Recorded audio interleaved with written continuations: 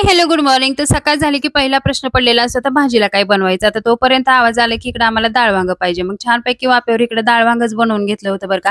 आणि नंतर ना ह्या दोघींचं आवरायला घेतलं होतं. तर सकाळ-सकाळ तर माझ्या इकडे तारेवरची कसरतच चाललेली असते बरं का. म्हणजे एकीच्या जुट्या घालायची, एकीची वेणी घालायची. तोपर्यंत आद्रेचं म्हणणं होतं की काल जे पुरण राहिलं ना, त्याची मला पुरणपोळी बनवून पाहिजे. मग काय त्याच्यासाठी पुरणपोळी बनवली आणि तोपर्यंत ना काल जे दही लावलं होतं ना, तेही छान झालं होतं बरं का. तोपर्यंत दूध आलं. म्हणलं चला आता पहिला चहा करून प्यावा बरं का. चहा तर पिले आणि नंतर ना गॅलरीत आले होते थोडीशी हवेला, पण कशाचं काय इकडं पण जास्तच गरम होत होतं आणि नंतर ना मग आता म्हणलं चला थोडीशी भूक लागली तर थोडासा नाश्ता काहीतरी बनवा. तर माझ्यासाठी मी इकडे ब्रेड आमलेटच बनवले होते बरं का. छानपैकी ब्रेड आमलेट बनवले आणि त्यानंतर घरात जो कपड्याचा पसारा झाला होता तो पहिला मी आवरायला घेतला होता आणि त्यानंतर ना घरातलं झाडून वगैरे घेतलं आणि दुपारी थोडंसं निवांत झाले होते. पण कशाचं काय तोपर्यंत लक्षात आले की आदरजला स्कूलमध्ये आणायला जायचंय.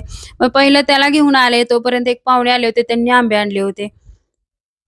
4 वाजता आता बहीण निघाली होती बरं का. तर ती डिलिव्हरीला आलेली होती, ती इकडंच थांबली होती. ती होती तोपर्यंत आमचं सारखं इकडं जा, तिकडं जा येणं चालू होतं बरं का. पण आता आज ती निघाली होती. आता तिला बाय-बाय केलं. तसं आम्हाला आज ती चालली होती, त्यामुळे थोडंसं वाईट वाटतच होतं बरं का. नंतर आम्ही इकडंच थांबलो. नंतर मम्मी हे पण गेले आणि चला तर मग बाय.